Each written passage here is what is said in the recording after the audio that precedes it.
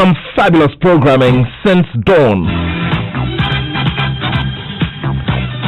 We're airborne and we're online as well. My Joy Online TV on YouTube. I would like to say a very big hello and welcome to all of our friends who are joining us from around the world. This is the Joy Sports Link. My name is Nathaniel Attoh.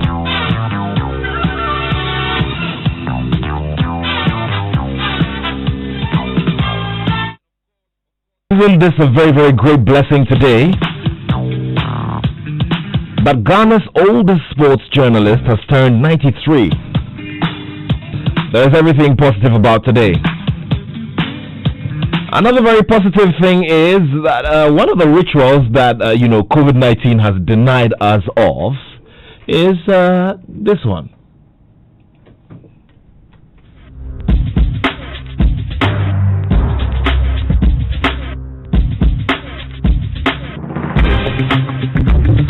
Remember, we are live also on our Facebook wall. It's at Joy997 FM. And so you can join in with all of your comments. There are big developments in Formula One. And of course, I know that once you hear this soundtrack, you know we're ready to go with Formula One. The viewing parties are making a very big return. And we will be letting you in on all of it right here. So, two usual suspects, Dr. Asante-Appiah, who has parked Oboshi outside, very well valeted, in all of its splendor and navy green elements. Kwabena Poku decides to go and hide his 20,000 watt sound system wielding machine away from here, but we know. Gentlemen, thank you so much, and it's great to have you here. Thank you. Doc, we were just having a conversation before we walked in here. Look, we haven't, socialized since October, you and I. For sure. It's so painful. Oh, Lord. Very painful. Yeah. But it's good to have you gentlemen in the studio. And it's also refreshing to note that very soon F1 action will return. Governor?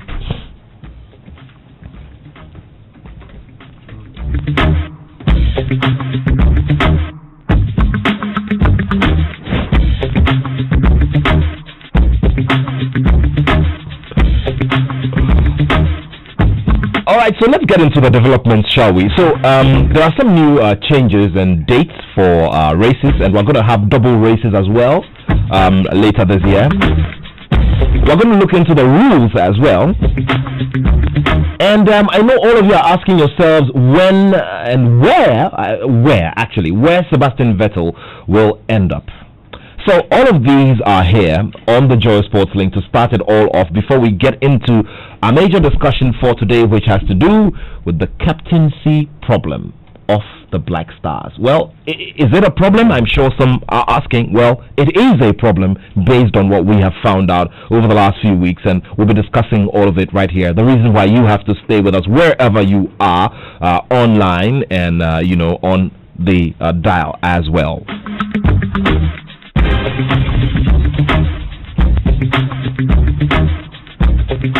All right, gentlemen, thank you once again. And let's go straight to the issue of the dates and, when we're expecting the action to take off fully. Kwabena. Okay, so F1 last week came up with a new date for the commencement of this particular season. And we're coming back in the first week of July 2020. We've all missed the races. People are happy. People are like going crazy about the new races, the new dates, the first 8 races. Now, most of these races are going to be back to back every weekend. Okay. With a double agenda. So it starts in Austria, where it's starting on the 3rd of July, 3rd to the 5th. That's the first race. Then 10th and 12th of July, that's the second race. 17th to the 19th, that's the third race in Hungary. And Silverstone takes over from 31st to 2nd August. And then the second race in Silverstone is on the 7th to 9th August, which is a double barrel. And then Spain, Barcelona takes over from 14th of August. And then we have Belgium, which is the 28th. And then we have Italy Monza, the famous Ferrari ground, on the 4th of September. The subsequent dates are going to be announced later. But then, if you look at these dates, it's going to be back to back to back to back, right into September. Wow.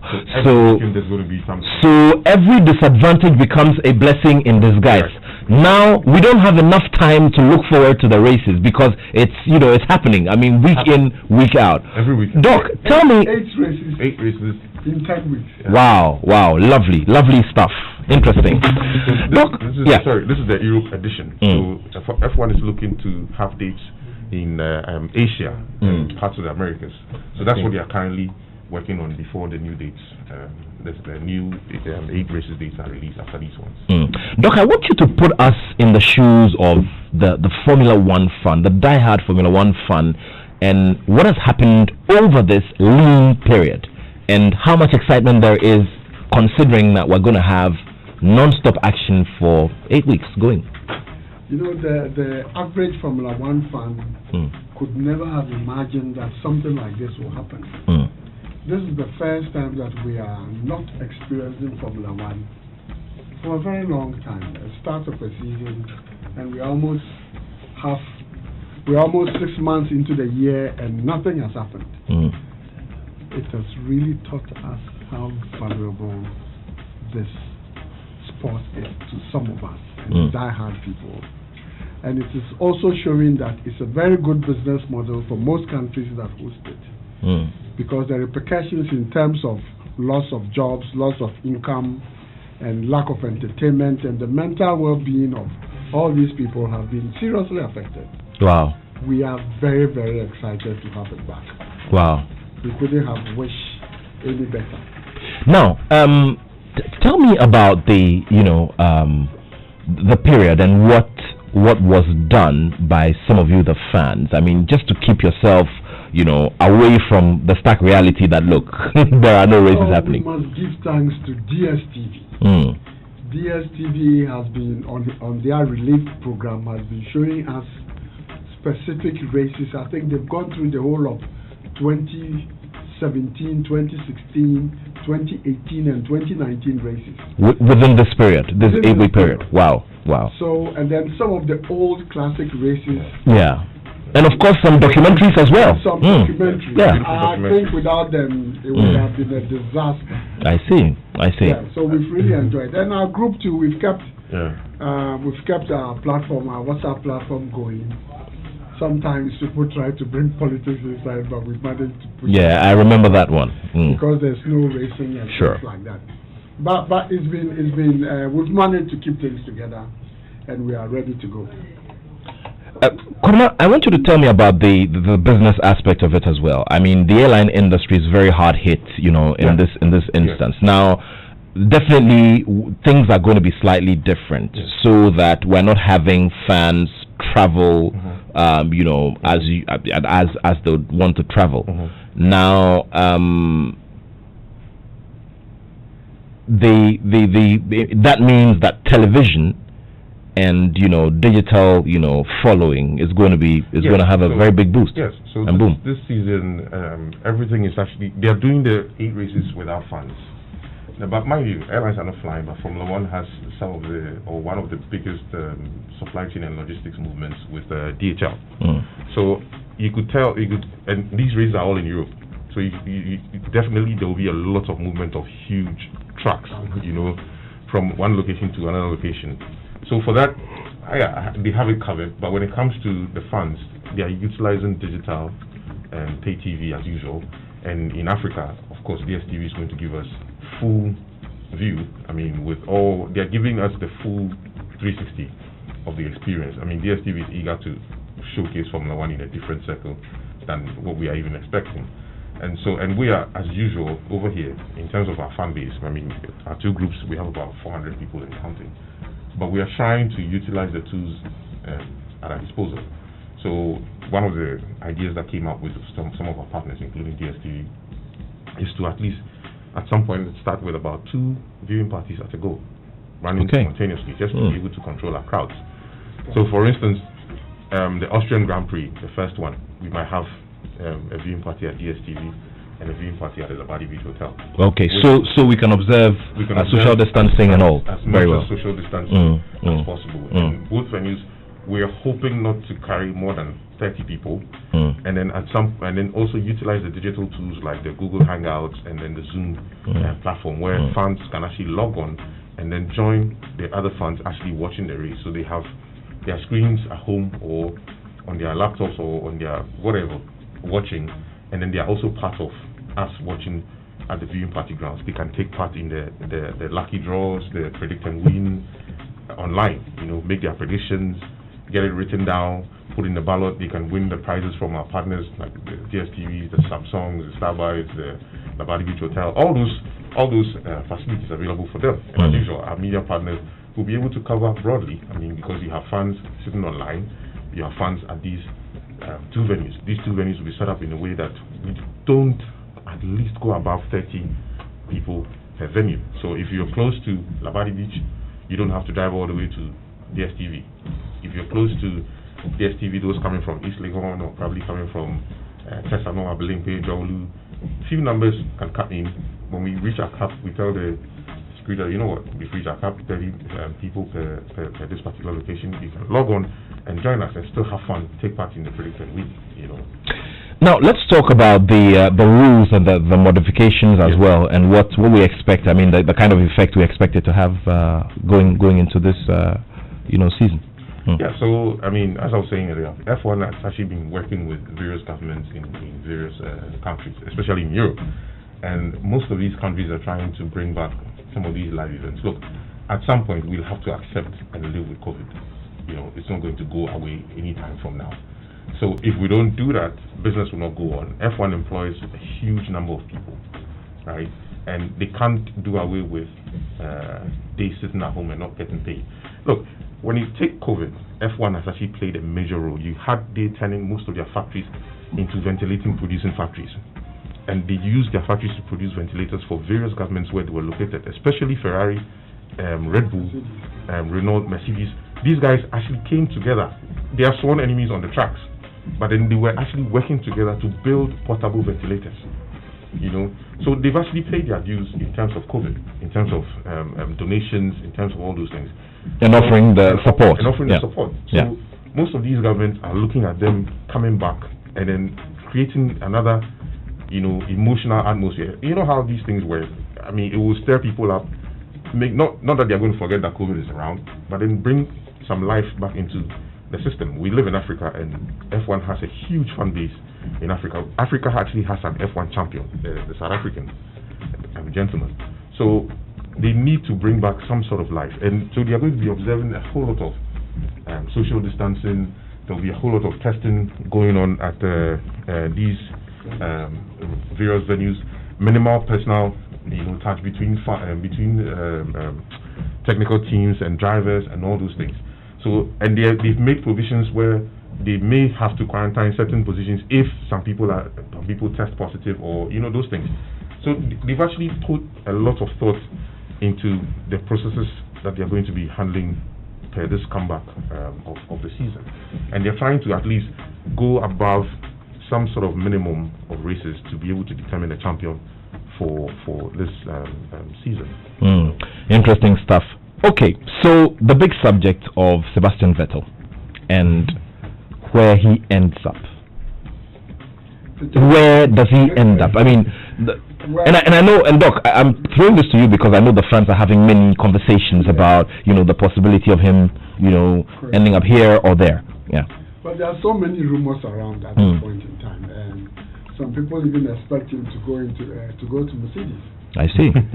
But looking at Vettel and the social dynamics around him since he got married, he has been very different. Yeah. And he doesn't say much in the press, and that is one of the reasons why there's so many rumors. Personally, I think he will end up at Renault. Okay. That is what I think. All right. That is the most Renault. Okay. Doc says he expects him to end up at Renault. Where do you expect him to end up? Okay, so first of all, Red Bull has made it clear that they are not going for him. There was rumors that he was going to. Red Bull looked a bit more of they'll take out and put him in there. They made it clear they are not taking Vettel because Can you imagine Verstappen and Vettel? Who's going to be the number one? It's not going to happen. Number two, Racing Point is being bought by Aston Martin, and Aston Martin is actually coming back as an F1 team by Racing Point. You know, the guy who owns Racing Point, Lance Stroll, his son is an F1 driver. It's a current F1 driver. Now the thing is that there's also rumors that Vettel may end up there. For me, that is the possibility. My reason is that if Aston Martin is coming in 2021, they will need a high-profile driver to drive their numbers. You know, and now every business, when it comes to publicity, is a game of numbers. Sure. Who better would they pick than Sebastian Vettel? Right. Number three, Mercedes-Benz recently, Tufuoh made a statement that when a driver like Vettel is available, you don't shut your door. You have a discussion, right? My only thing is that you that's can't. what I thought it was just to put pressure on Lewis to sign. Yes, in a way, you know.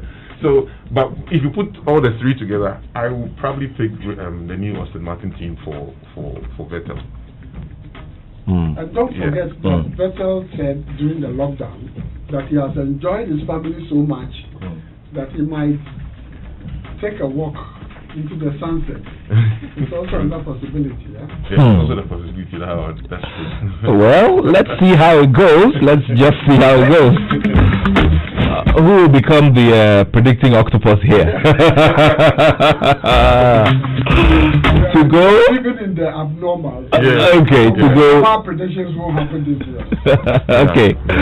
All right, Doc, thank you so much. It's been great having you here. And we're looking forward to the resumption of our viewing parties. COVID compliant viewing parties. We have to be very clear on that one. Fully compliant. Yeah, very well.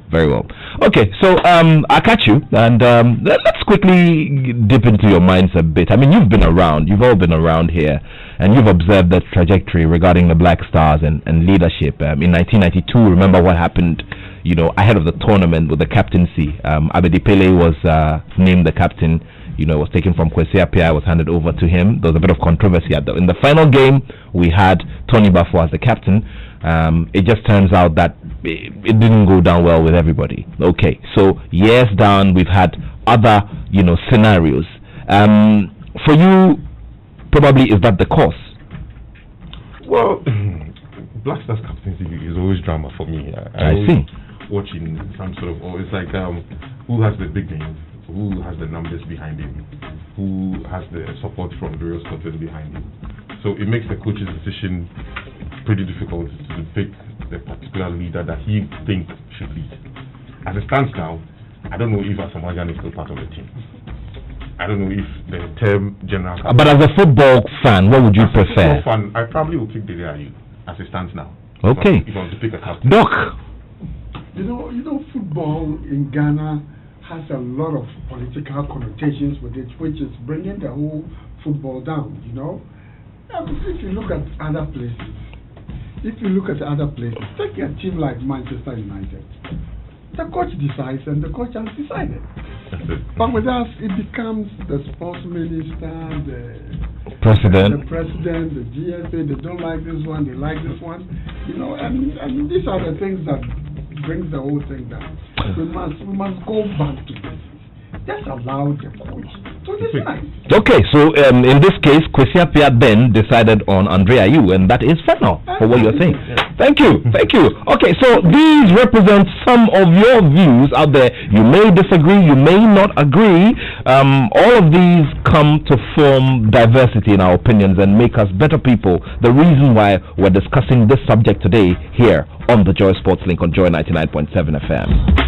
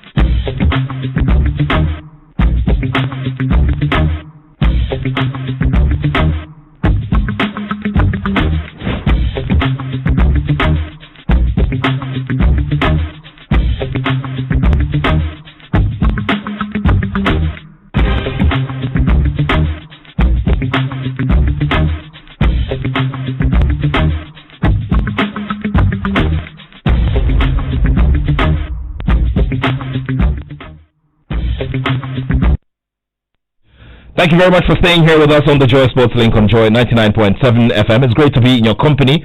And just gone by was our discussion on Formula One.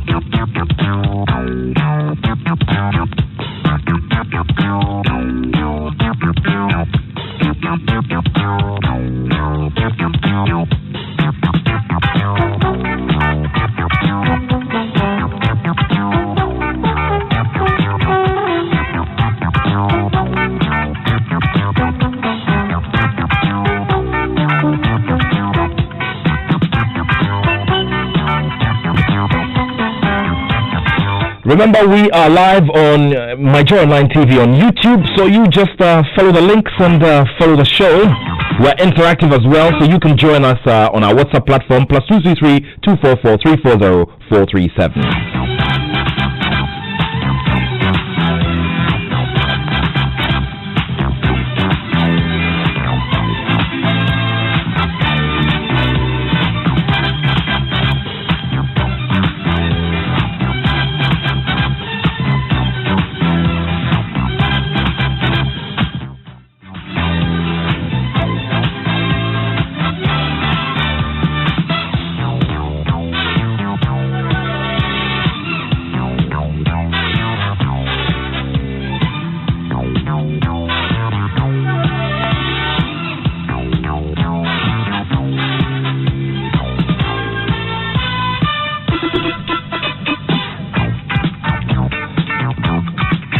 We're glad that your dial is here. And once again, today happens to be the 93rd birthday of Ghana's oldest sports broadcaster journalist, who is also a pioneering president of the Sports Writers Association of Ghana, Joe Latte, better known as Over to You. Now, he has served the nation well and deserves the big plaudits on the day. Now, the legendary Joe Latte was paid a surprise visit by some of the members of the Joy Sports team earlier today, and excerpts of those beautiful moments will be on all of our social media handles and on television. In the past few weeks, we have brought you some big interviews. Obviously, today we're going to talk about a big subject. Now, Tony Yeboah on GTV Sports Plus, who was interviewed by the legendary Kwabena Yeboah, who will be on this show, said that the captain's band shouldn't have been handed to Tony Baffo for the 1992 final because he, Tony Yeboah, was the deputy captain at the time. So it was his expectation that once Abedi was not playing in the final, he would be handed the armband.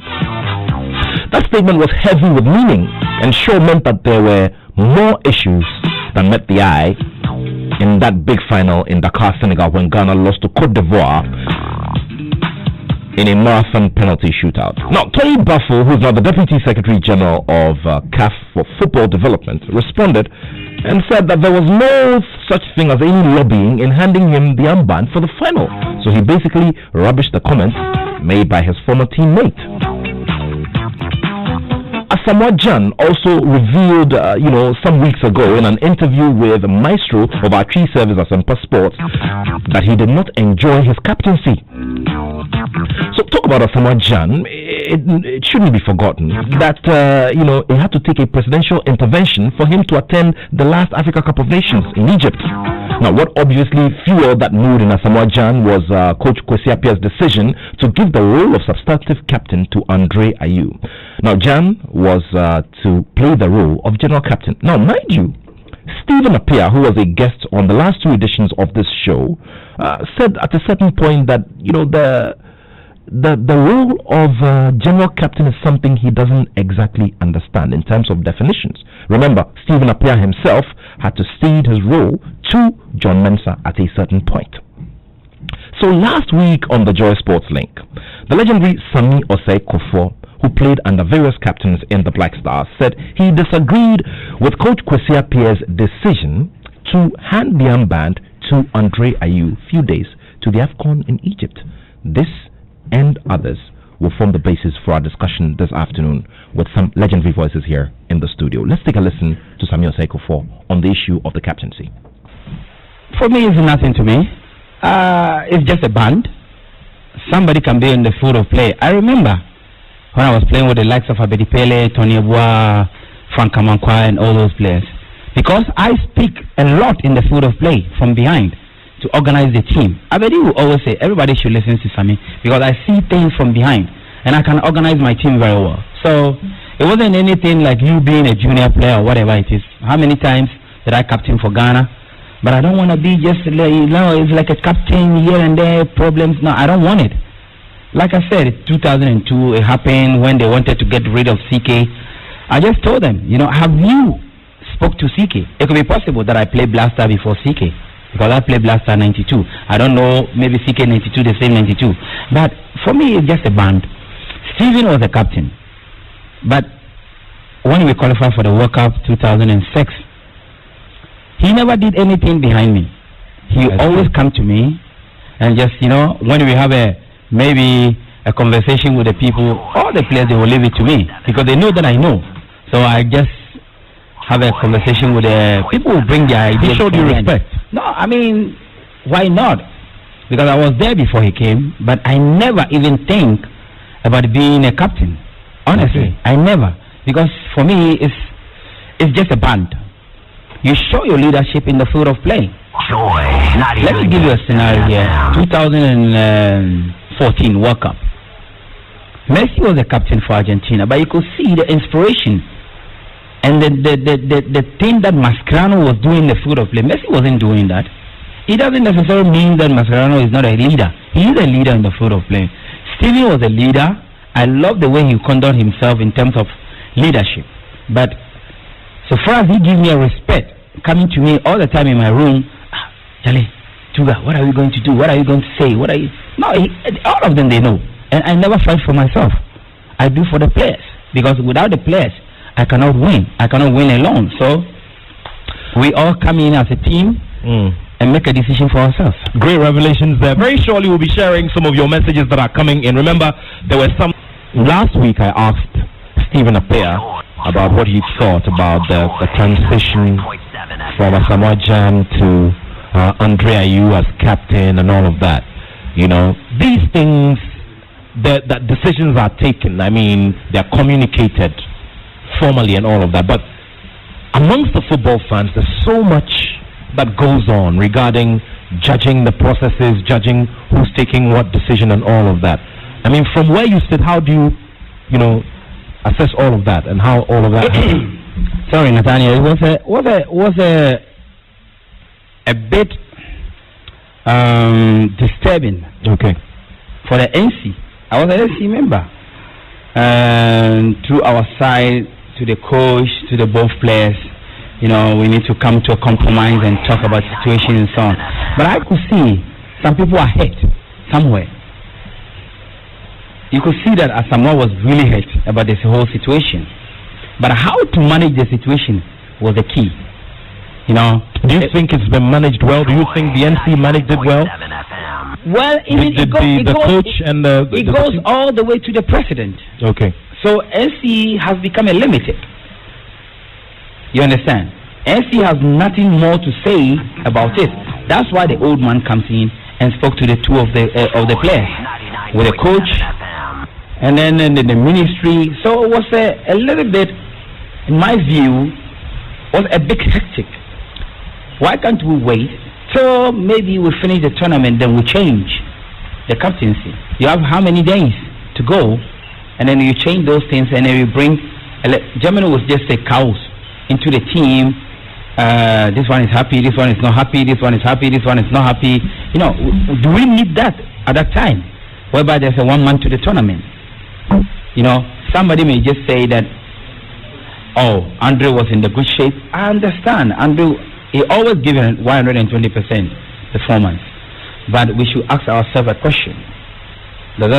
That period, Akosua should have, in my view, probably have a second thought about the whole issue before making that decision. And I think what I can say is the view of the other end shouldn't also, I just said that, oh, I got retired from the national team and so on and so forth.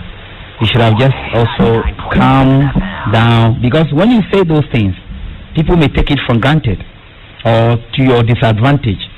Whatever that you have done for the nation, whatever that it goes on, if you say that I quit because of how many people were thinking because of the captaincy that you are in the Blaster?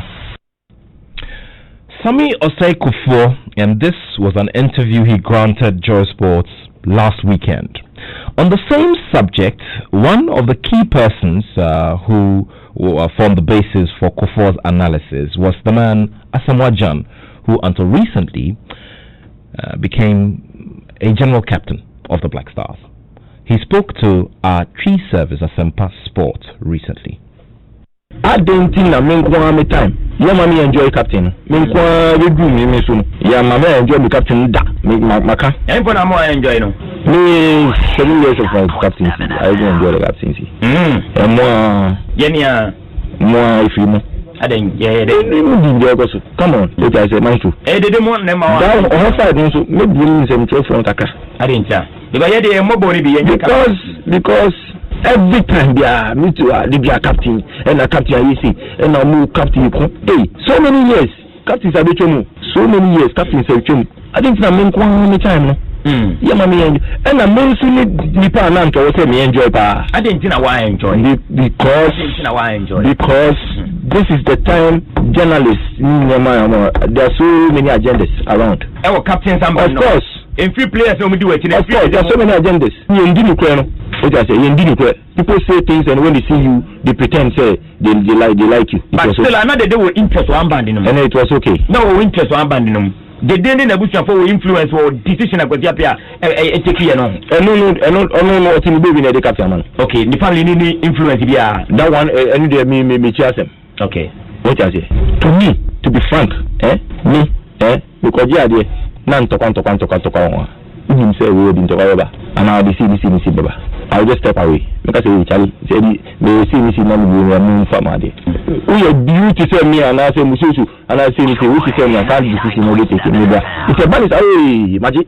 Now no bit to about the 1990s open. What I say? But and I make us say me no mini ubia ni problem. You know, they say yamano. And you know, no, at the end of the day, because I say many and any problem. Never. Not and baby. But Nipa the same, they only meet him. Asamoah there speaking to Maestro of Asempa Sports, our tree service. Now, basically what he was saying was that he did not enjoy his time as captain of the Black Stars. He blamed a bit of the media because he claims that the media were fueling agenda in a certain direction. Now, according to him, he doesn't have any problem with Andre Ayew. The decision was taken, and Andre Ayew, was given the captaincy. He thinks that Andre Ayew probably could have thought about it and said, "Look, there's a lot of controversy around this thing, so maybe I should just leave it." But well, in all of it, he doesn't hate Andre Ayew in any way. He doesn't have anything against him. The interviewer also asked him, whether he thought it was some form of influence from the Ayew family, and he said that he didn't have any such information and did not even care if that was the case. He feels that something, that it was not done right, and he did not get the opportunity to enjoy his captaincy. He goes on to buttress the fact that he does not have anything against Andre Ayew. Let's take a listen to another part of this interview. God made me the captain of the national team, whether you like it or not. God made me the captain of Ghana. So you can have your own opinion and you can do whatever you want. You can say whatever you want to say about me. But what I will tell you is, God made me the captain, not human. Not human. And let me tell you one thing. Nobody can distract me. I'm just putting people. I just want to educate people right now. Nobody is distracting me because maybe somebody will think, oh, he's pissed off or he's something. Okay, yeah, I'm human. Yeah? Or maybe somebody will say, oh, okay, we've got his attention. Oh, you want him to get pissed off. Okay, you got my attention, you want him to get pissed off. Is it the right way? Is it the right thing you're doing? Because I'm progressing? Or because I'm creating jobs for people? Because I'm paying tax? Because I'm setting companies? Let's be real here. Which footballer in Ghana has done that? You understand? When we talk the truth, oh, he's that. Listen, I never talk about people. I always make sure I wish people well. I wish people well. I want to see people progressing.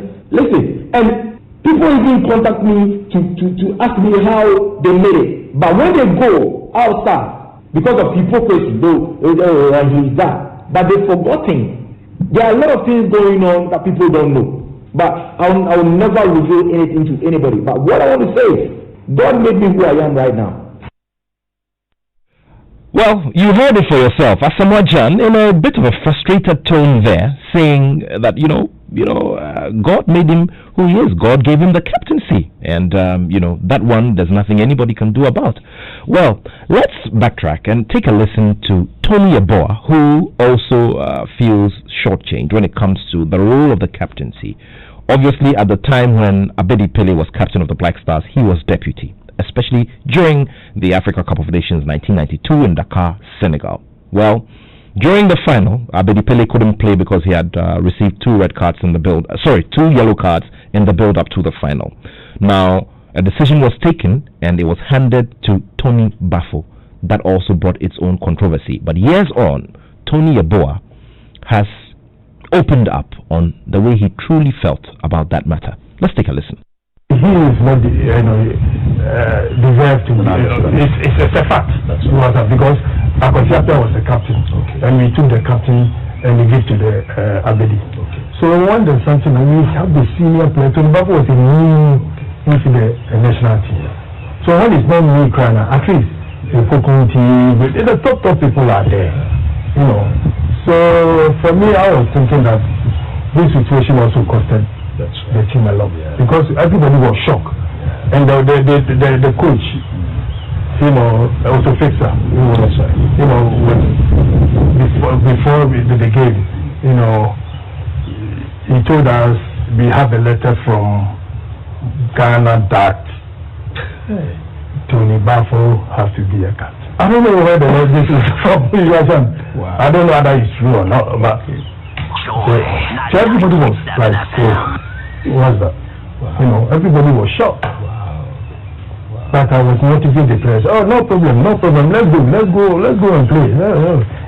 But you can see affecting the team. You see, it definitely was in my mind. I was a little bit.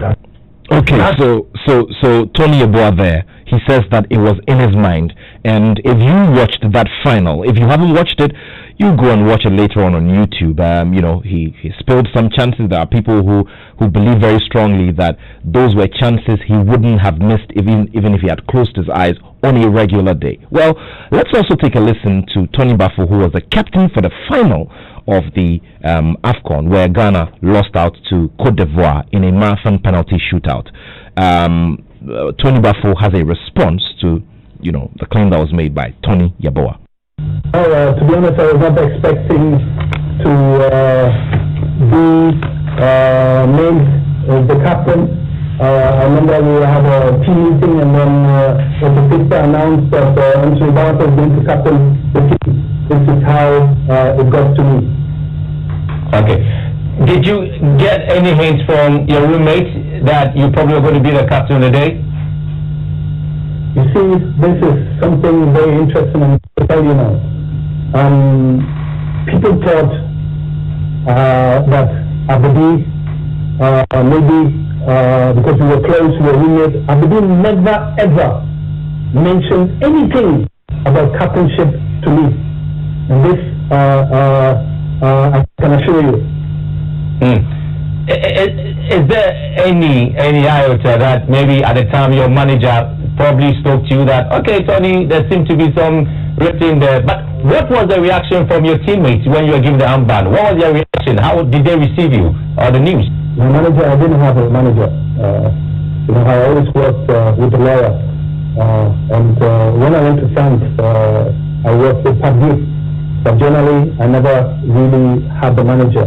And to also set the record straight, I saw an interview from Anthony Yeboah where he said that his manager called me and to speak to management that I should hand on the captainship to him. Nobody called me. This is not true.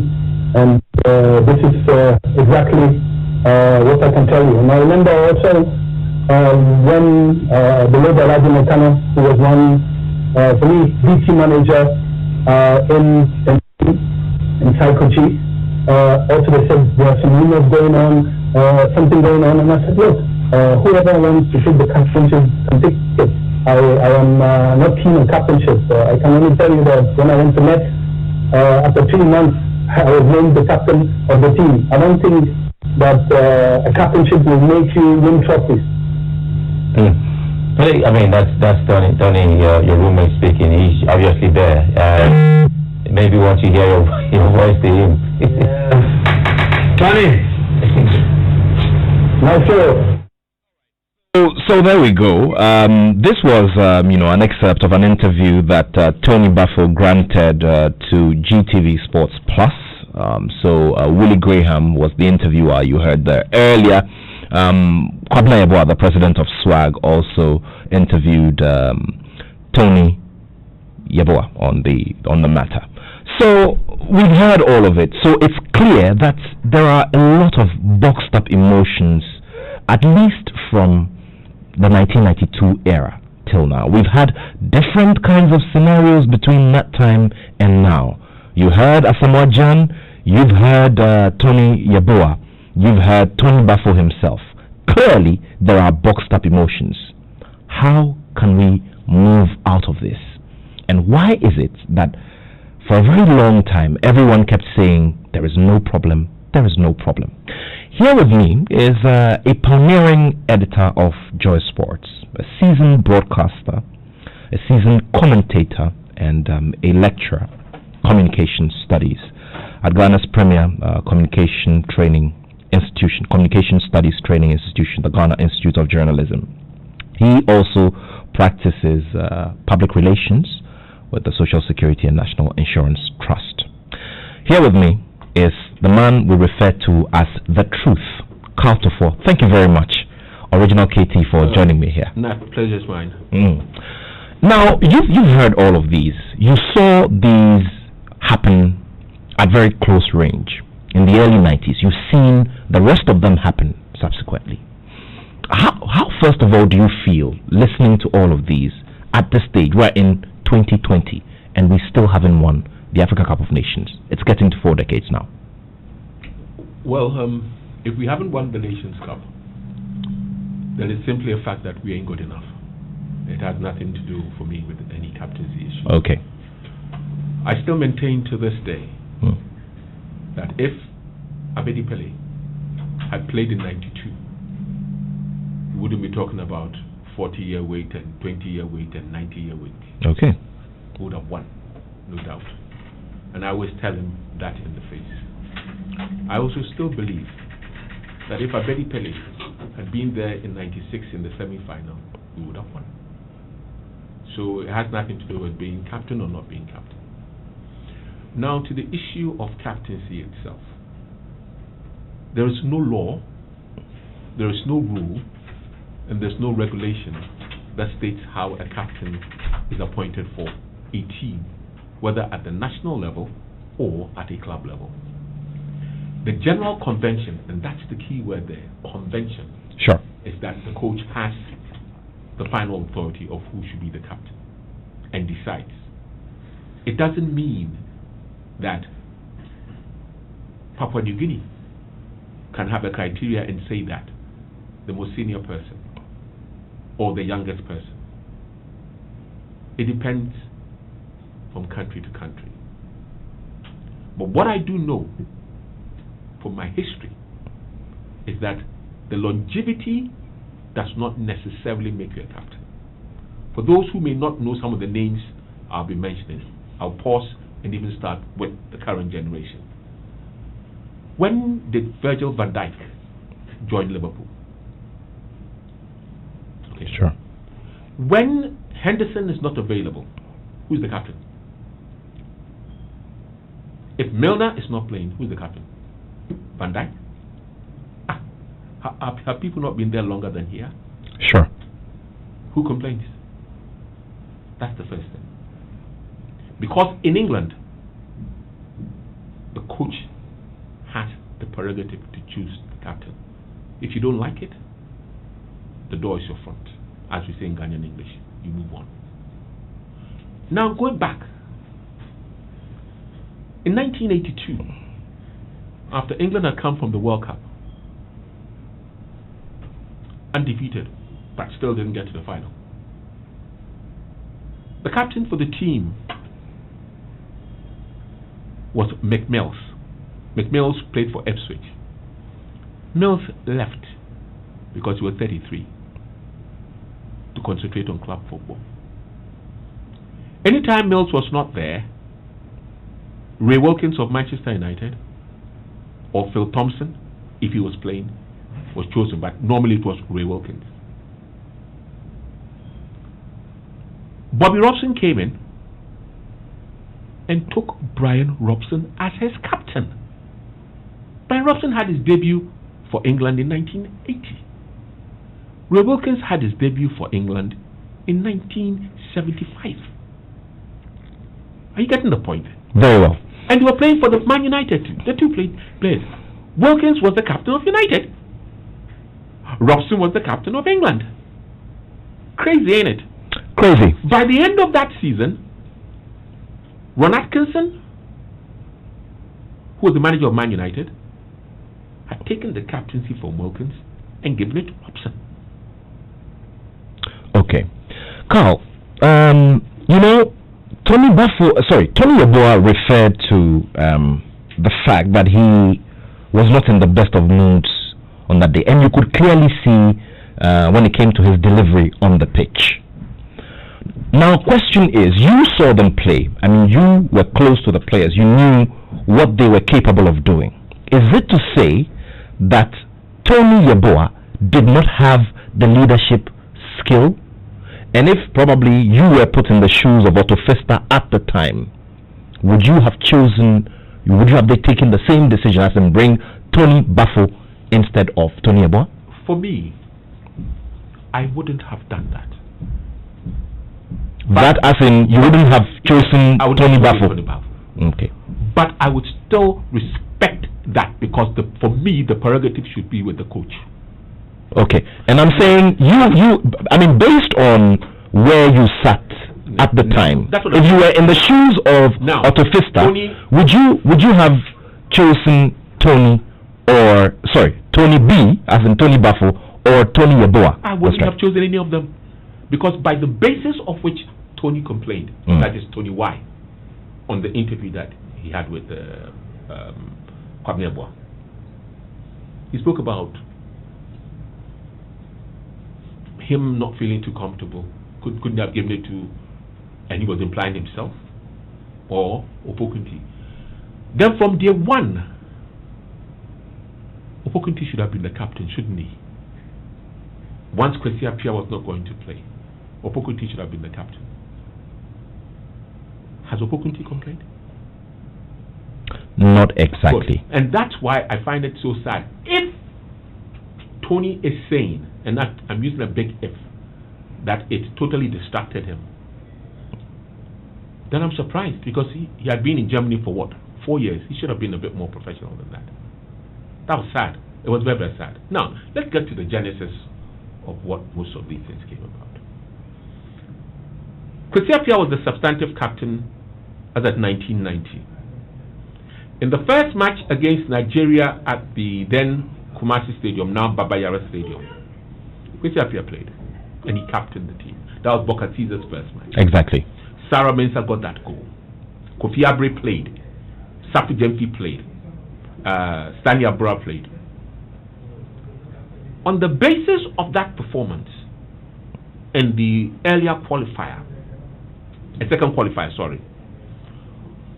Bokar Caesar made it known to myself, and this was in Winneba sometime in March of 91.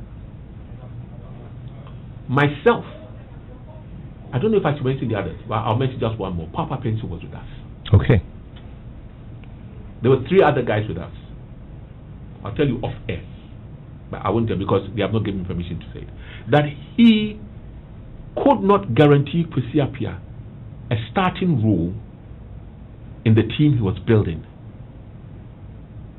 So I see.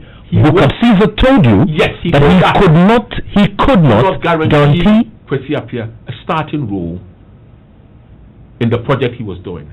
I see. And so, he was going to take Abedi Pele as the captain. I see. And so, I said this last week when the incident that you played with the DVD.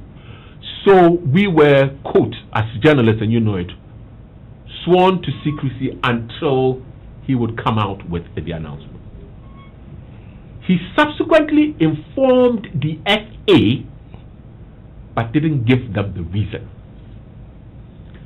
And because Bucket Caesar had been stepping on toes in Ghanaian parlance, not listening to ministers and being his own man, which is the right job to do, he incurred a lot of enemies. So when Ghana qualified by July of 91, they told him they would not give him a new contract. But they already had an idea that he wanted to replace Kwesi, but they didn't give the reasons. So in September of 91, there was a press conference. Many of us were there. That now I can mention him, Juagre and all those people, Christian Abiu and all of us were there. And they made the announcement that they were going to replace Kwesi Appiah. Even though he could have still, if he was playing well, he would still be in the squad as the captain with Abedi Pele. Now, those of us who knew kept quiet, but a journalist asked the question, why? And then came those infamous words that they were going to play the Nations Cup in a French-speaking country, and Abedi Pele was bilingual, so therefore Abedi should be the captain. The most frivolous and ridiculous excuse that could be done. 9.7. And I particularly raised up and asked that, are you sure about what you're saying? Because we knew that this guy. So let the records go. Pele never sought that captaincy then. It was given to him. So you go to a tournament and Kwesi Appiah started and was dropped. But Abedi was still captain. It's got to the final. I would have thought that you're all professional enough. But if you're going to argue about the senior player who should be there, well, do you remember Emmanuel Ama? Ama Senegal, exactly. Do you remember Frimpong Manso? Definitely. Do you remember Emmanuel Ampia? Very well. Do you remember Opokunti? Yes. Were they not senior to Tony? They were. In terms of playing the Black Stars and in terms of age. So, what's the hassle there? You see, we need to respect that if it is the coach's prerogative, then we let it be known to all. If it's going to be the minister's prerogative, we let it be known. But whoever takes that responsibility should be prepared for the backlash, if there is one. Fast forward 20-something years later, and that's what surprised me. I've been loath to talk about it, but I have no option but to say it. I was extremely surprised at the nature in which the announcement came out at the time that Andre was to take over from. Considering the fact that the one who did it was quotation marks a victim 20, 30 years or whatever it was. It bamboozled me. It blew my mind. And I'm asking myself, so where did this come from? Have we gone out? Maybe what we need to do is, first and foremost, if we're going to say the prerogative is the coaches, and it should be, in my estimation, but it's not the law, then we need to have PR people to help couch this thing in such a way. And probably that. Listen, if Kwesi had done this, the tournament was in June, like a year earlier, I don't think there would have been that halabaloo and all those. But the timing became a big matter. And so, in many ways, we are our own worst enemies. And so, if tomorrow Charles Akono decides that I am taking Nathaniel Attoh as the captain, that is Charles' prerogative. Respect it and be professional about it. Respect it. Note that the captain must not necessarily be the best player. Some people say the captain should be inspirational. Some captains are quiet, but their performances are the inspiration. So you don't necessarily need to be loud on the pitch of play. Typical example, Virgil van Dijk. And so they say a future Liverpool captain. I'm bringing it to the current generation for them to see. We had who? Stephen Appiah. People say Stephen did good things for the national team, but the team moved on after him. In fact, if you take 2010, his what's the word to say? His contribution was not much because he spent more time being in Ghana than being on the pitch. And that is so. Who came in? John Mensah. Who is John Mensah? John Mensah. Did the team not get the furthest it had ever been? Yeah, and John Mensah is more of an introvert.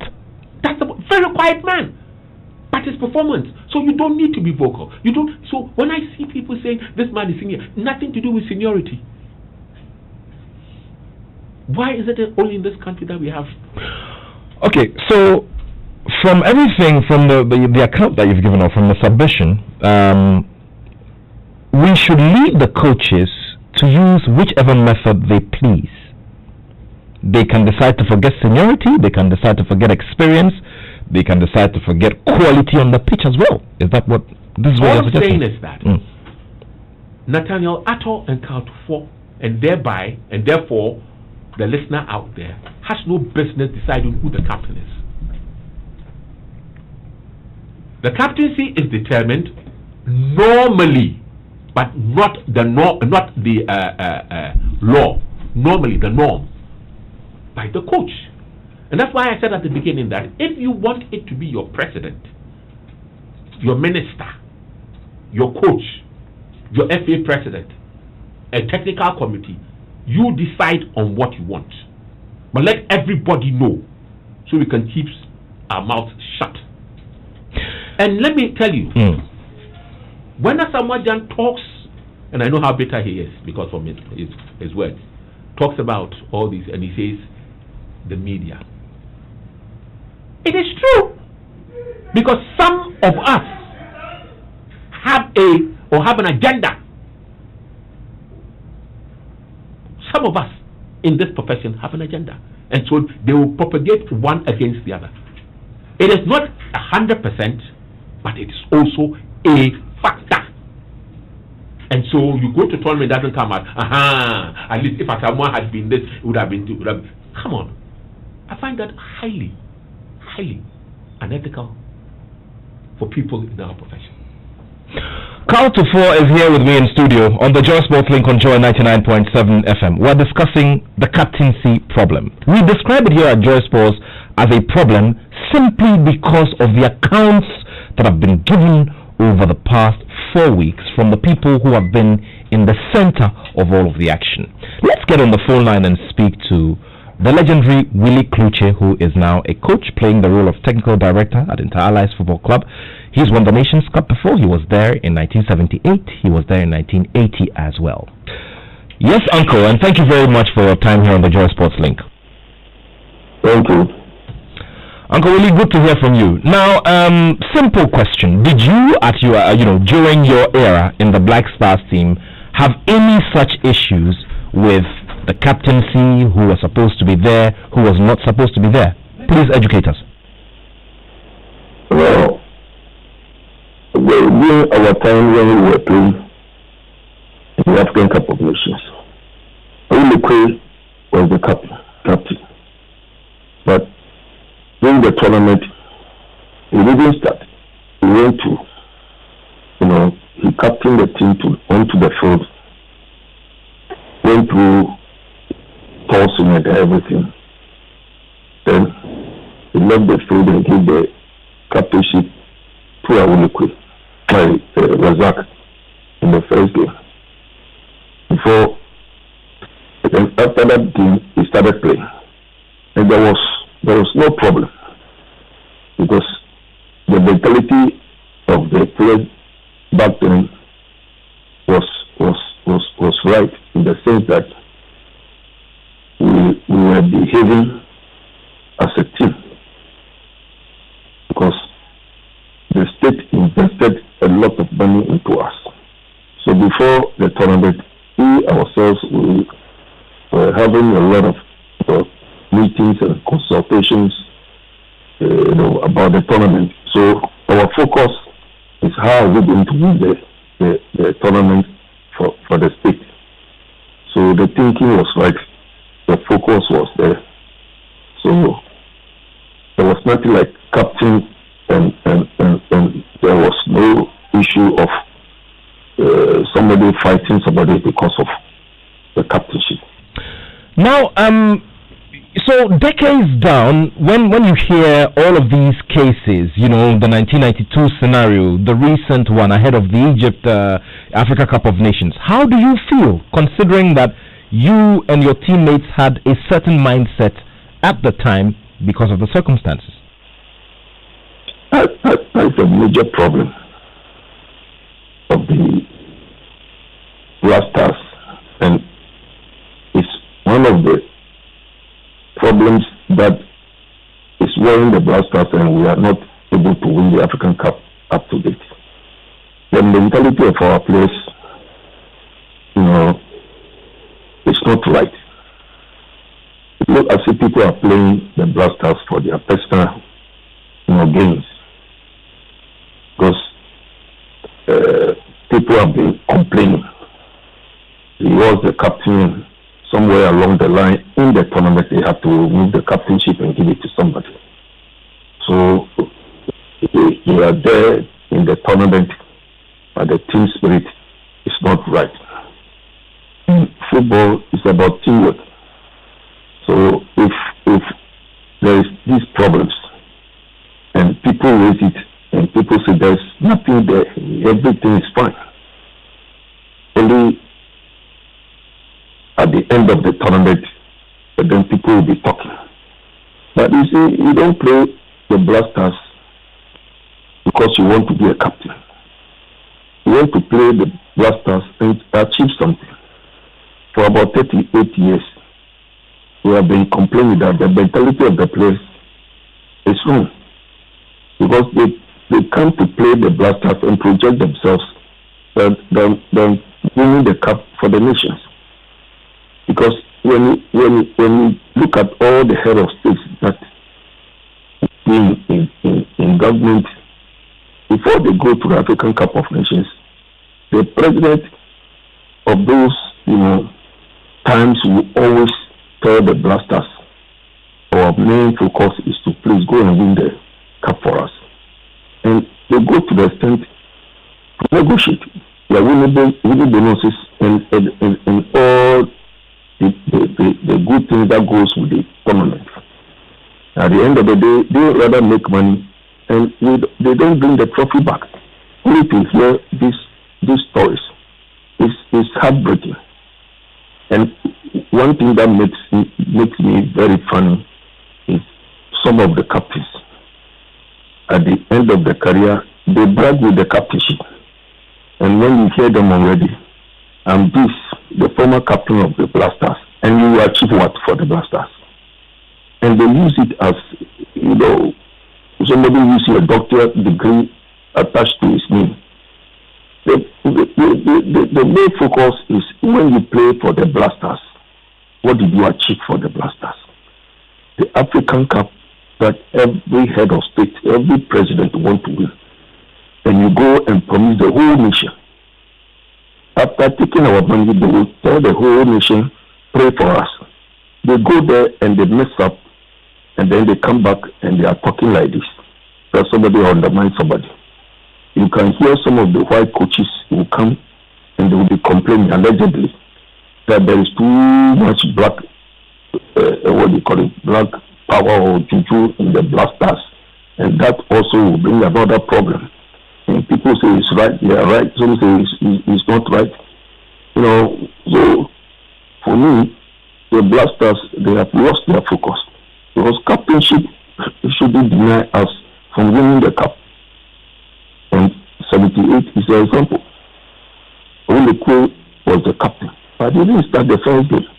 But he fought his way and played the second, the third. He went on and win the cup. And nobody complained. Up to now, maybe Olekwe calling himself former captain of the Blasters attached to his name. Even he won the cup. So it's the mentality of our players. They are only playing the Blasters for their money and for their positions in their various clubs, but not to win the African Cup of Nations for us. Coach, thank you very much. You've put it very, very aptly. Thank you very much. Thank you so much. Sir. You're welcome. So, Willie Kluche, a legend of the Africa Cup of Nations, he's won it, and he was there in 1978 and 1980. Karl, Willie says if you want to brag or if you want to use it like people use their doctorate degrees, then you must have won something for the team. That's the Willie I know. Says it as it is, doesn't mince words. And his argument that resonated with me was when he mentioned Awulikwe. In the opening match against Zambia, and we were all at the stadium, Awulikwe didn't play. It was PSK Paha at what we call right back then, Isaac Akwe centre back with Kuku Daze, and then Ofe Ansah. By the second match against Nigeria, Awulikwe had replaced Ofe Ansah, not as a centre back. Awulikwe, remember, was a centre back, but as a lateral left-sided defender, and he played the tournament throughout to the end. You see where it's going from, or where it's coming from. You can see that same tournament. He was the captain, but in the opening match, Razak wore the band. So you can see that, for me, explains a lot of things. Willie has said it all. If you go to a tournament, you must be professional enough to say, I'm going to win this. You don't allow things to distract you. And Willie has mentioned it. How many of our players can say they now have a winner's medal? That's something that never goes away. Many Africans have said they played in the World Cup. I agree. Many Africans have played in the World Cup. But have they come anywhere near to winning a medal? So until that happens, our holy grail on this continent is the Nations Cup. Willie has won, regardless of what anybody will say. He has won. The likes of Haruna Yusuf, Opoko Efriye, they have two, because they were there in 78, and George Al-Hassan and Emmanuel Kwashi. Yeah, they were there in 78 and in 82. And so we will hold them. Many of the older folks see Willie as a guy who inspired them, because he scored that key equalizing goal against Nigeria. Differences may abound to captaincy and whatnot. But for me, if you are coming into the Black Stars, I'm not too sure whether being a captain should be the key thing. It should be your resolve that you're going out to win a tournament. Karl Tufuoh is here with me in studio on the Joy Sports Link as we discuss the captaincy and how it has become a big bug in the Black Stars team, and how it has also affected us in the bid to win the Africa Cup of Nations. We're getting close to 4 decades now. Now, Ebotoxin has sent this message. It reads, do the players know that to be a captain in the Black Stars doesn't matter the number of times you have played in the team? Did they know that? Okay. Now, another one here says, it's from Saketu in Italy.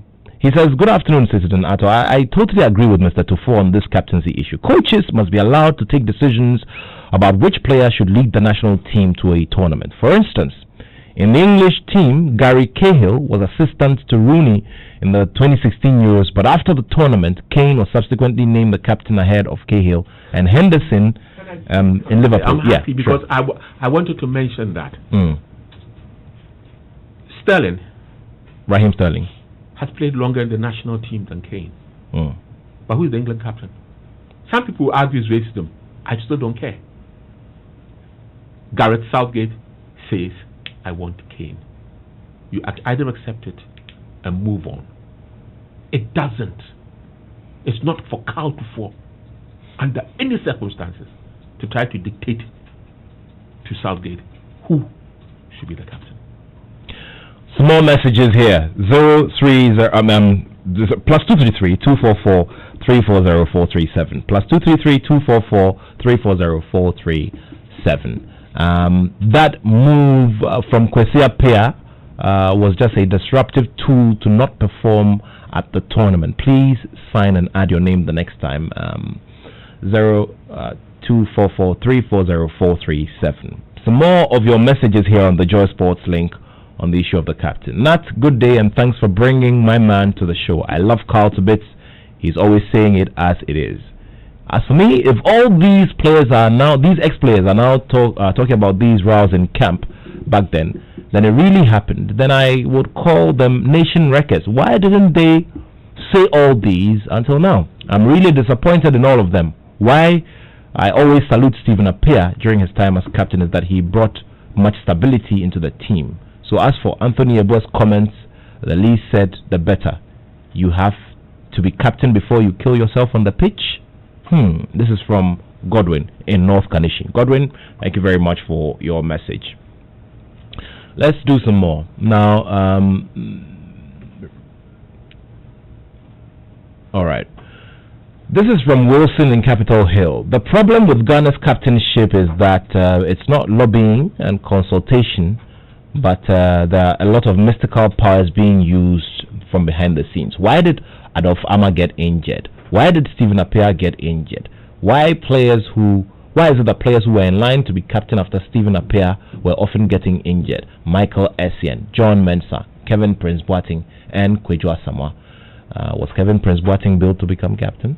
Well, why did John's mother die a few days after he was named captain? Okay, okay, Wilson, that one is not exactly palatable. Good afternoon, Nat. One of the bane of our football, from the national and club levels in Ghana has been that the use of teams by their players and their managers to project themselves and their careers and not to achieve the supreme goals of winning cups for their supporters in Ghana. This is from Ni Ayite in Dakuman. Ni Ayite, thank you very much for your message. We're doing some more here. Wizi Ahiable sends this one from Suhum. People may belittle the role of captainship and how it has played out negatively in affecting Ghana to win laurels. But in my view, it has affected Ghana as it has been a big issue among the players. Hence, it has killed team spirits over the years. Wizi Ahiable in Suhum, thank you very much for your message. This one is from Shagimelo in Montana. It says, good afternoon, Nat. I'm really enjoying your program. He sends this from Montana, USA. Another one from Nana Kwesi Asafo J in Amsterdam says, good afternoon. Even we the young can appreciate Senior Karl's point by looking at the examples at Manchester United under Ferguson. There were numerous times that Giggs, Scholes and Ferdinand were in the starting lineup, but Vidic or Evra came up from the tunnel with the captain's armband. The convention is not law. People should know and understand this. Now, it's interesting that he makes mention of Man United because the same Man United, who is the captain right now? Harry Maguire. When did he join them? Not too long ago. Just less than 3 seasons ago. July last year. Why didn't they give it to Rashford, who's been there longer? And who has played longer in the England national team than Maguire? Or why didn't they give it to one of the guys who's been there longer? De Gea was made captain and dropped. They handed it to Maguire. Is anybody fighting amongst themselves? Why does it have to come to Ghana? That's my point. I would have thought that you would wish to die for the country if you have the captain's band or not. But Karl, there is something about managing players, their psyche, their egos, and all of that. It is also part of the job. Very good. So that's where the PR stuff comes. Coach Otto Pfister knows that these are players who are plying their trade in Europe. They've got big egos. They have expectations as they come to play in the team, and these issues of ego are all over the place. It's not only in Ghana, it happens everywhere in teams. So what happened to that bit as well, where the technical heads needed to manage the egos of these players? I don't know what was in Otto Pfister's mind. Okay. I've made it known that if I were there, I wouldn't have done what he did. But I don't know what was in his mind. But so long as you accept the principle that he is the coach and can choose, you've got to accept it. Now, you talked about the egos. Excuse me. There's Abedi Pele. There's Tony Yeboah. There is Prince Polly. There is Stanley Abora. There's Ali Ibrahim. There's Opokunti. They were all in Europe at the time and playing. Wouldn't they also expect to a certain degree, particularly Opokunti, that I should even have been the substantive? He came in one match and didn't play again. I said, I have not heard him complain. For me, if you are professional enough, you should be able to go that extra mile. And I can understand if they are hurt, because this chance comes once in a while. But being hurt doesn't necessarily mean you must not give off your best. That to me is the worry. And that's where Willie was coming from. But this is also a responsibility of the father figures. I'm talking about the coach, the rest of the technical team, where they obviously knew about these issues in camp. I mean, there are those who also talk about tribalism, for instance. Aha! Yeah. And how we needed to manage all of those as well. When did this thing emerge? When I was young and I was growing up, I don't remember hearing about tribalism in any of the Black Star camp. I really don't. What I heard was that there was a so-called group that was 92 that was for one side and another group that was for the other side. But the irony of it was that when they mentioned the group, some of the names who were supporting one side were not from the same tribe as that side. So where lies the theory about tribalism there? It blows my mind. Michael Essien, for me, is an example. Why? He's never been captain, but on countless of occasions, he's been by far our best player. I'm talking about the current generation. But he was never the substantive captain. Why didn't he sulk? Particularly in his heyday in Chelsea. Why didn't he sulk? That I am the main man, the real McCoy. And he was a big name, and you know that. He was even bigger than Stephen in 2005, 2006, 2000 with his Chelsea whatnot. But Michael did not. So why do we need to have problems about captaincy? Why? It's a problem we have in this country. And you know, it's permeated from the politics down to the football, down to the sports, and now it's even permeating to journalists who are being fed all manner of things. And some of them are stoking. I'm not saying all, because we cannot escape blame as well. Some of us have been behind such things as well. Well, it's about 20 minutes to the top of the hour, 2 p.m. when we'll wrap it up. I will do my best to read all of your text messages. And of course, we're visiting this subject because it is something that has come up, with our ex-players, in various interviews. Let's do some more of your text messages. Peter in Sigi says, hi Nats, I think it would be a very big mistake for anyone to think that the players of the caliber of Tony Yeboah or Asamoah Gyan were playing because of the captaincy. The problem is the circumstances leading to the award of the captaincy. In any way, during the 92 tournament, Tony Yeboah was the assistant captain, so why was it given to Tony Bafo? I would need to say that was false.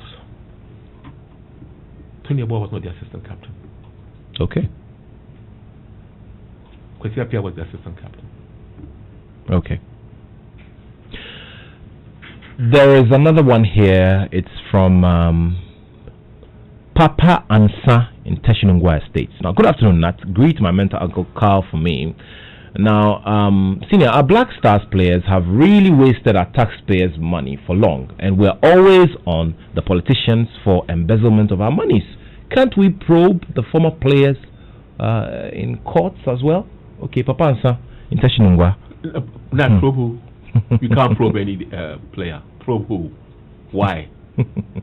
Have they, quotation marks, illegally taken Ghana's money? No, they haven't. They have an agreement with Nathaniel Attoh. When I come and sit in this studio, Nat, I requested from you 1,000 cedis. Nat agreed to give me 1,000 cedis. Have I done anything wrong there? No. Franco, Gerald in Franco Estate says, Nat, do we pay the captains more than the rest of the players? Are captains treated differently? If not, then why are players having bad attitudes playing for the Black Stars? Well, interesting point he raised there. I don't know. I don't know whether they do have a bad attitude. I always give them the benefit of the doubt until they come up with the interviews that see, then you know the big net that was there. But I always give them the benefit of the doubt. I don't see whether they have a bad attitude or not. If they come out and say it, and they do, and they explain, fine, I'll make a judge decision on the part. I'm not too sure that they really have a bad attitude. That one, I will not go there. He may know. I don't know. Davidson in Kofudra says, Nathaniel, good afternoon. I'm listening to you live here in Kofudra. You're indeed doing a great job, Nat. I'd like to know what the things, what are the things that make one get the captain's band or become a captain? Good afternoon. Well, so it depends. It varies from coach to coach. I mean, and from time to time, you know, these news conferences are organized. We go there and we ask questions. So if a list, for instance, is announced for a specific purpose, we go and announce. Why is this player not there? Why is he there? This person is announced as a captain. We go and ask, what was the reason for arriving at him, you know, away from everybody else? And so it is on a situation-by-situation basis. I hope I've answered your question. Nats, to resolve the problems with the appointment of captains in our national teams in Ghana, we will need the FA to create an internal control system that will guide the coaches in the appointment of captains. This control system should also let the captains know who they are. This from Ni Aite in Dakoman. All right. Some more of your messages here.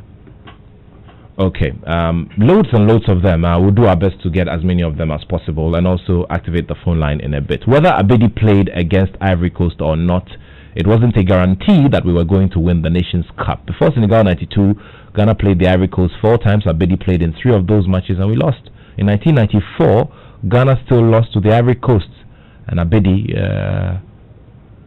being the cause of the second Ivorian goal. Okay, so they're talking about Tunisia, 94, Tunisia. When 92, Tony Eboa wore white boots. I remember. To this day, that if you have played, because without trying to belittle anybody's contribution, it was a one-man team. It was a one-man machine. Come on. You saw the performance of that tournament. There was no doubt, and he was at his peak. By 1993, Pele was going down. By 1994, there's no doubt, because the chap had been on the scene since, remember, 80, when playing for RTU. Nobody can last that long forever. But in 92, at his peak, my goodness. Ifya Eboa has sensed this one. The truth is, at the time of the change of Asamoah Gyan's captaincy was so wrong. We aren't saying change is bad, but the timing. He's human and will get hurt. One doesn't have to be a leader or a captain to be able to do well on the field or work. And that's what Asamoah Gyan did when the president intervened. He still joined the team, no doubt. The reason many of us love Osei Kufuor so much, listening to him last week, he churned out so much wisdom. I'm enjoying the discussion as always. Do you remember what Osei Kufuor did? In, was it 2002? The African Nations Cup? Sure. When they decided to strip Charles Akuno. He rejected it. Captain Osei said no. Forthright. Standing up for what he believed in. Said no. People keep on forgetting. 2002. Just what? 18 years ago. Osei said no. Someone Osei Kufuor said no. I won't take the captaincy. when Charles is supposed to be the captain. Dan Frederick in the USA says, Nat, Karl Tufuoh is not being truthful regarding the 78 tournament. Awulie did not start the final match against Uganda. The officials wanted Razak to receive a cap instead of Awulie. Let me just finish. No. I want you to let me finish, Nat. Okay, let me just finish the text. It's not my contribution, so that you can respond. All right. Now, the officials wanted Razak to receive the cap instead of Awulie. So Razak captained the team in the final match. So Ofeansa started the final game. He came out midway through, and Awulie had to go and collect the armband and eventually receive the cap for Ghana. So I beg you, when people, I always keep on telling my students, when you're saying things, research on it. Sure. This is an untruth. I was at the stadium. Awulie started. Awulie had the captain's band. Awulie played the 90 minutes. Okay? Sure. Ofeansa came on for PSK Paha, who got injured after about 20 or 30 minutes. He can go and check his facts. I was there. I know what I'm talking about. Awulie came on for the second match against Nigeria and played every single game. Please check this WhatsApp guide to next time. Check.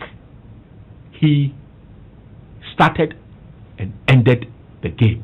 Awulie. He was the captain. It was never Razak. Razak captained only the opening match because Awulie was not in the team. John Nkukumlemle says, good afternoon. Captaincy should not be an issue on the field or a subject of contention. But when you name a player as a vice captain of a tournament, you have to honor that position and revert to the vice. This one is from John in Kukumlemle.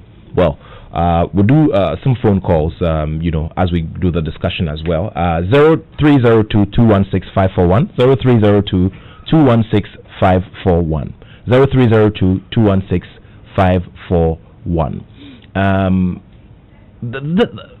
Karl, tell me something. The bit about players boxing up a lot of emotions and spilling these things out, and I realize this is a global thing, boxing up a lot of emotions, keeping a lot of these things and saying these things years later.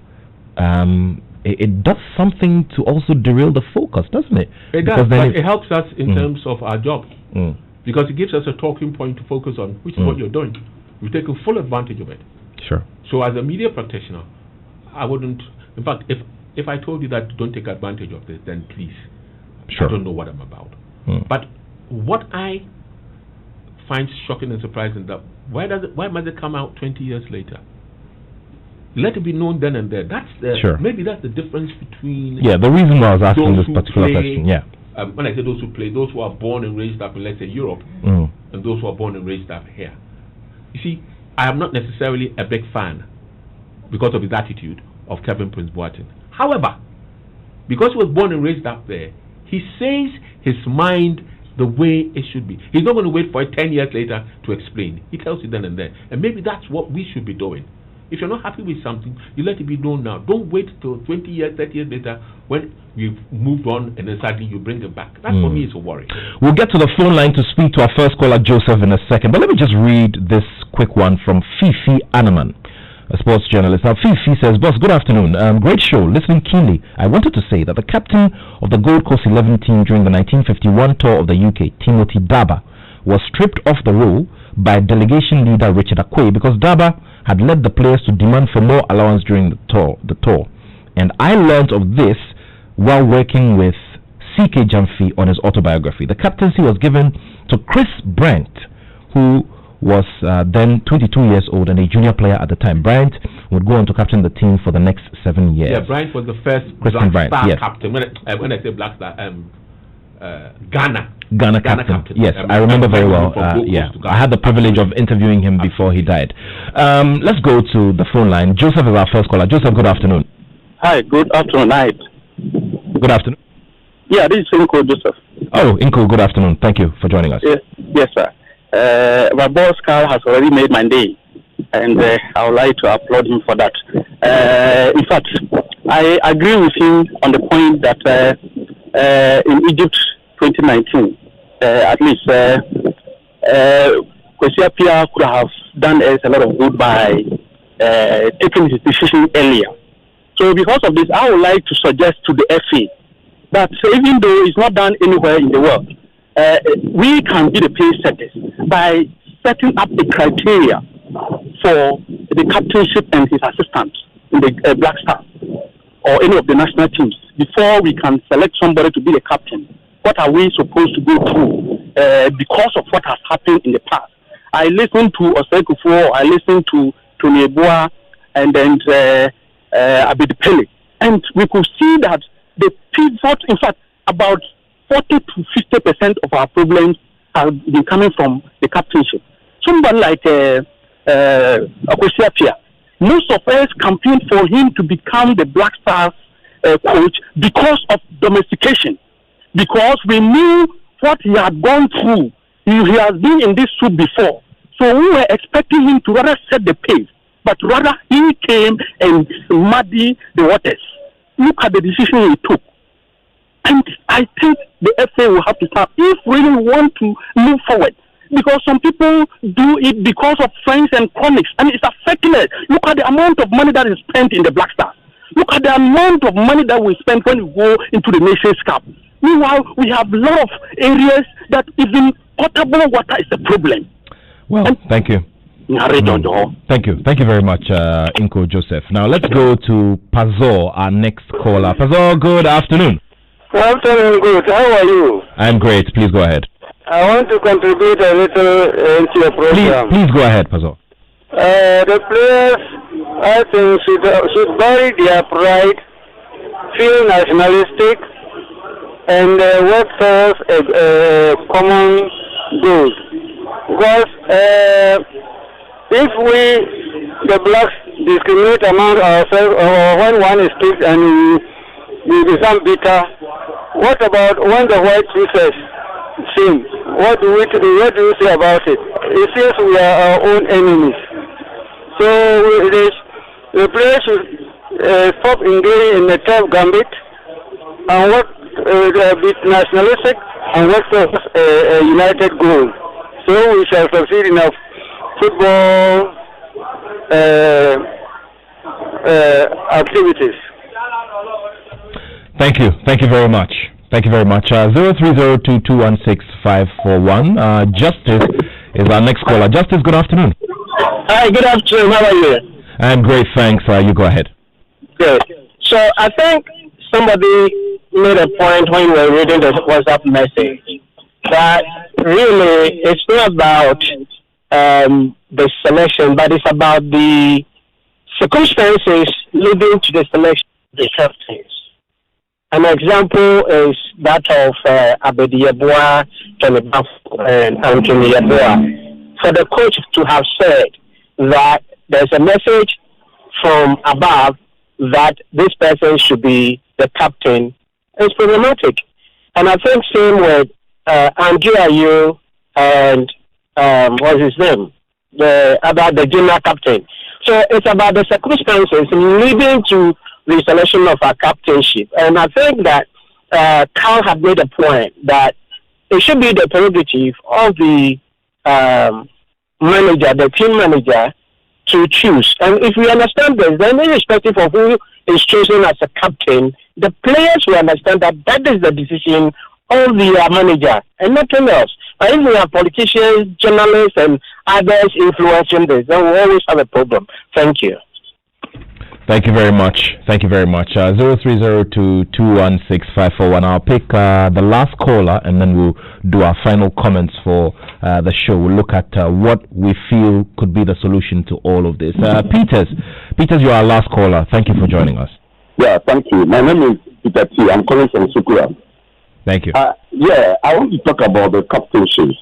I believe that so many things go into captainship, especially when it comes to a player who is more disciplined when it comes to field of play, and then also respect, and then the way you carry yourself. Because we have so many instances where confrontational approach becomes, the use of the day when one is giving the captainship. So there are more that Ghanaians have to introduce into the flexibility of captainship. If you look at the 2012-2006, some light political this thing was introduced into politics. When Asamoah was falsely given the general captain instead of the captain. So these are some of the areas that we must be careful and look at, so that politicians do not take over, football role for individual players as footballers or selected to play, especially the national team. Thank you very much. Thank you very much, Peter, as our final caller there. And Karl, you've heard varied opinions here. Let me just quickly read one message that's coming from Felix Adai in Ohio, USA. I always said that Dede was born a captain with lots of charisma and leadership skills, but I think he should have bided his time. He should have waited till Jan was finally out of the team. The infighting was too much, and Sulayu came to muddy the waters. It's sad. I love Dede, I love Jan, but I didn't like the transition. Thank you very much, Felix, in Ohio. Yeah, it's interesting that he said what the last caller said. What he said, but for me, Nat, explain to me, what is general captain? Well, yeah, I asked this of Stephen Appiah 2 weeks. Yeah, I asked Stephen Appiah 2 weeks ago, and he couldn't. He said that he didn't understand. He didn't exactly understand that role. When people have appointed people that they are not too sure about, or they are afraid of the feedback, not the feedback, the lashback, or if there's a word like that, people, and then they suddenly said, oh, then this one is general captain. It happened at Hearts of Oak when they took the captaincy away from Mama Akwa. It was back in the 70s, and they gave it to Polo, and then they said Mama Akwa was general captain. General captain, and it's become like a trend. It's what people in that part of the world, please. Even in Europe, they don't have those things. There's a captain, there's a captain. Case closed. There's a vice captain, there's a vice captain. Case closed. Where do we go from here, Karl, on this particular subject? It's a lesson, isn't it? I'm happy Tony has come out. That's Tony Eboa. He's expressed his mind. I'm happy Pele too came out.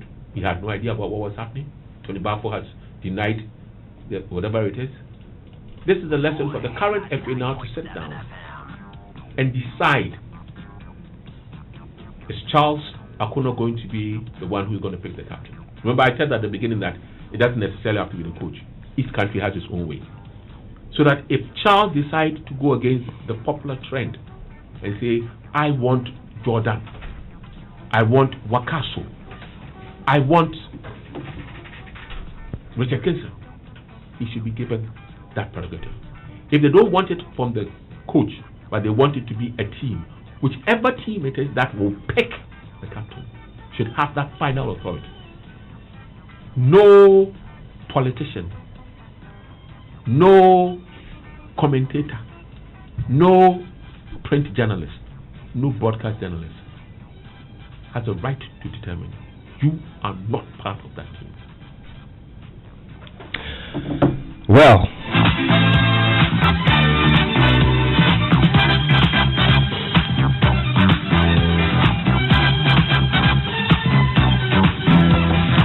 Well, the rules are set, and it is always the coach.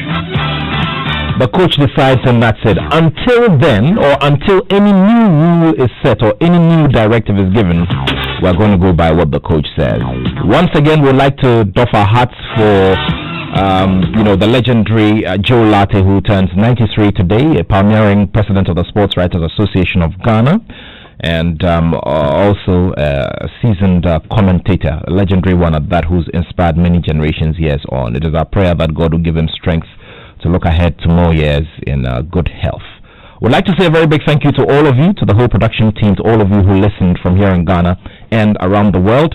It's been an amazing time sharing your company, and of course, by God's grace, good grace, we'll be here next week to bring you another Joy Sports Link. In the meantime, click on the sports page of myjoyonline.com. Follow us on our Instagram page at Joy Sports GH, same on Facebook and on Twitter as well, and follow all of our big stories and our videos as well. You want to see how the legendary Joe Latte celebrated his 93rd with us? Well, you see all of that right there. So thank you so much. Thanks to the whole production team.